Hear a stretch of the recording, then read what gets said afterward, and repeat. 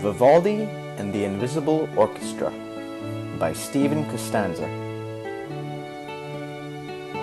In Venice of long ago, there lived a man who daydreamed in music. He'd jot down his dreams in musical notes, scribbling thousands of notes in a single day, and his music sparkled like the canals in spring. Viva Vivaldi!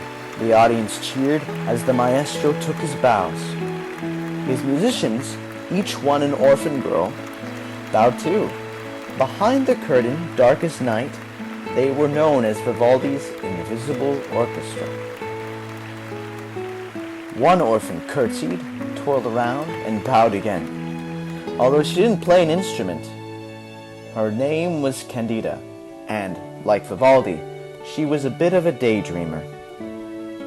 Of all the orphans who lived at the orphanage La Pietà, Candida had the biggest job.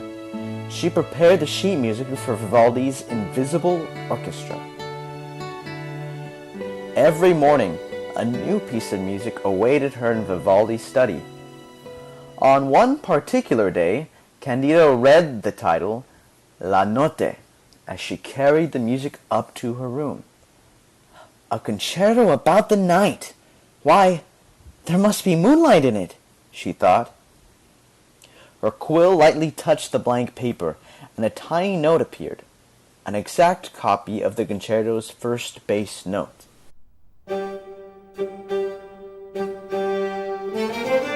She copied the second bass note, then the third,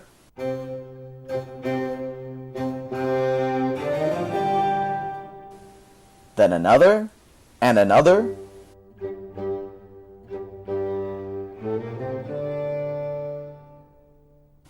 And before long, she had several pages filled with notes, just for the basses. And the violins! They must be glittering stars! She copied every violin note in the score, and soon several pages were filled with notes just for the violinists. The violas are the fireflies, the cellos below them, the crickets.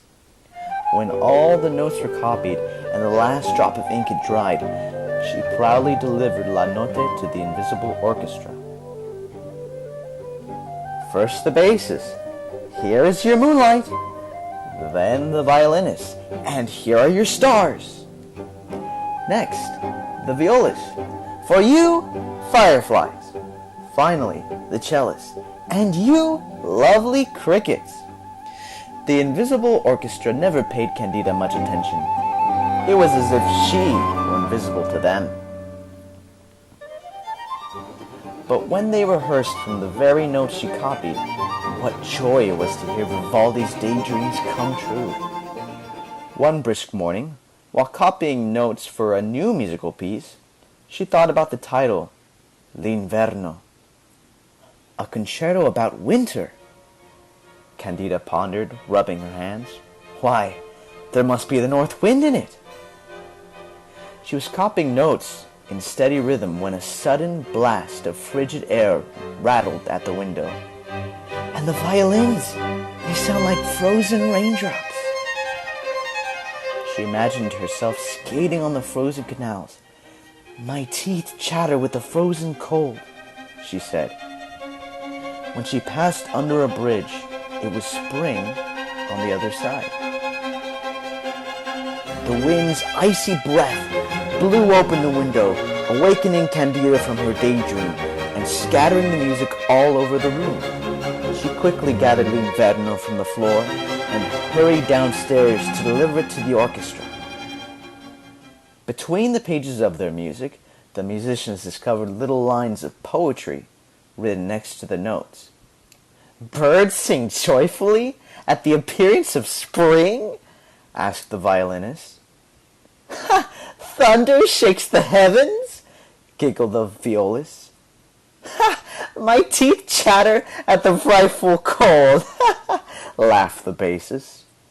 The entire room erupted in laughter as Candida fled in embarrassment. Silence! A voice boomed. There in the doorway stood Vivaldi. He picked a page of music off the floor. birds sing joyfully at the appearance of spring?" he asked. He tucked the fiddle beneath his chin and waved the bow like a sorcerer's wand. There came the song of a goldfinch, a turtle-dove, even a nightingale. "Teeth chattering with a frightful cold," he read from another page as icy chattering sounds flew off the strings. The invisible orchestra began to improvise too, and before long the room was awash in sound. The next day, as usual, Candida carried a new concerto to her room. Le Quattro Stagioni, read the title. "The 4 seasons?" she asked. She stared at the score and discovered something entirely new.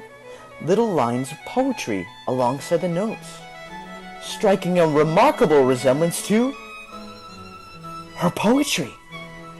Vivaldi had created a musical landscape all to Candida's poems. Later that week, as the invisible orchestra played, Candida recited her poems aloud, and when they finished, to great applause, Vivaldi parted the curtain.